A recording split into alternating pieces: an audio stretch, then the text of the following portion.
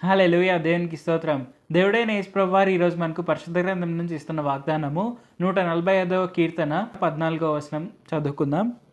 యెహోవా పడిపోవు వారినందరినీ ఉద్ధరించువాడు, కృంగిపోయిన వారినందరినీ లేవనెత్తువాడు. So, ఈరోజు వాగ్దానం కనుక చూసుకుంటే ఇక్కడ మనకు క్లియర్‌గా అర్థం చేసుకోవచ్చు. ఇక్కడ కీర్తనకారుడు మనకేమని చెప్తున్నారు? కృంగిపోయిన వారిని లేవనెత్తువారు యెహోవాయే. పడిపోయిన వారిని ఆయన ఆదరించేవారు కూడా దేవుడైన యెహోవారే. సో, ఇది మనం గుర్తుపెట్టుకోవాలి. మనం బైబిల్‌లో ఒక ఎగ్జాంపుల్ చూసుకుంటే హన్నాను పెనిన్నా ఎంతగా ఇబ్బంది పెట్టినా కానీ, ఆమెకు పిల్లలు లేరని ఎంతగా ఎగతాళి చేసినా కానీ, ఎంతగా టార్చర్ చేసినా కానీ, హన్నా ఎప్పుడు విశ్వాసం కోల్పోలేదు. కృంగిపోయి నిన్నారు కానీ విశ్వాసం మాత్రం ఎప్పుడు కోల్పోలేదు. సో, కృంగిపోవడం వల్ల ఏం చేశారు?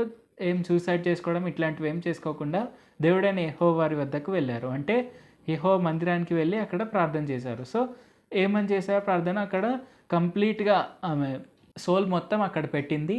అంటే ఎటువంటి కల్మషం లేకుండా, ఎటువంటి ఇది లేకుండా కంప్లీట్‌గా ఆమె బాధలన్నీ క్లియర్‌గా దేవుడైన యెహోవా వారి సన్నిధిలో చెప్పారు.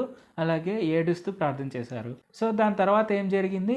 ఆమె ఎలాగైతే ప్రార్థించిందో అలాగే దేవుడైన యెహోవా వారు ఆమెకు ఒక కుమారుడిని దయచేశారు. ఆమె ఎలాగైతే మొక్కుకుందో ఆ మొక్కుబడి క్లియర్‌గా చెల్లించింది.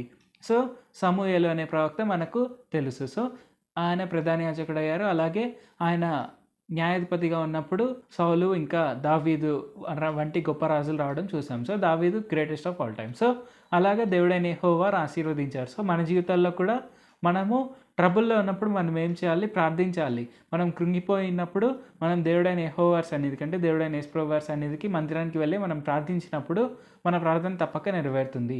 సో, దేవుడైన యేసు ప్రభువు వారు మనల్ని మందిరంగా ఏర్పరిచారు. కాబట్టి మనము ఉపవాసం ఉండి ప్రార్థించినా, లేదంటే ప్రేయర్ ఆఫ్ అఫ్లిక్షన్ మనం చేశామంటే అది తప్పక నెరవేరి తీరుతుంది. ఇది తప్పక గుర్తుపెట్టుకోవాలి. ప్రార్థించుకుందాం. పరిశుద్ధ జీవాధిపతి జీవంగల దేవా, యేసయ్య, కృంగిపోయిన వారిని ఆదరించేవారు మీరే, పడిపోయిన వారిని లేవనెత్తువారు మీరే అని మీరు మాకు తెలియపరిచినందుకు వందనాలు తండ్రి. యేసయ్య, ఎలాగైతే హన్నా ఆమె కృంగిపోయినప్పుడు మీకు ప్రార్థన చేశారో, అలాగే మేము కూడా కృంగిపోయిన పొజిషన్లో ఉంటే తప్పక మేము ఎటువంటి తప్పుడు పనులు చేయకుండా, అంటే డ్రగ్స్ తీసుకోవడం లాంటివి ఏం చేయకుండా, లేదంటే తాగుబోతులాగా అవ్వకుండా, మేము మీ వద్దకు వచ్చి మీ వద్దనే మీ చిత్తాన్ని మేము కనిపెట్టుకొని, మేము మా ప్రాబ్లమ్స్ అన్నీ మీకే తెలియపరిచేవారి వల్లే ఉండేందుకు సాయం చేయండి. యేసయ్య, మాకు ఆ స్వభావాన్ని దయచేయండి. ఈ వాక్యం వింటున్నందరూ మిమ్మునే తమ నిజ రక్షకులుగా అంగీకరించి ముందుకు సాగేందుకు సాయం చేయండి. నజరేయుడైన యేసు నామములో ప్రార్థిస్తున్నాను తండ్రి. ఆమేన్. Thank you Jesus.